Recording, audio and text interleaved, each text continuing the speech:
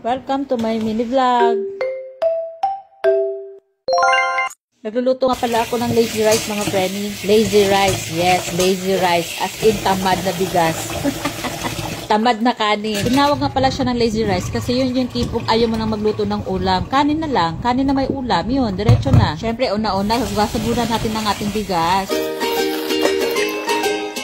Next, toyo. Tansyahin mo lang yung saktong may lasa na hindi aalat yung kanin mo. Then, oyster sauce. Tansyahin mo lang din. And mixed vegetables. Kalahating pack lang nilagay ko dyan. Pero depende sa inyo kung ubusin nyo yan sa isang pack. At hotdog. And last yung sabaw. Syempre yung tubig ng mga friend. Kung ang tubig niya, yung para lang kayo nagsasaing ganon. Yun lang.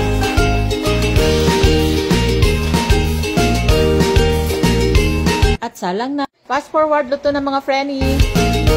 Yan. Pa rin natin halo-haloin mga frenny. Parang fried rice. Yan na ang ating lazy rice mga frenny. O diba, hindi mo na problemahin ang ulam pa. Thanks for watching.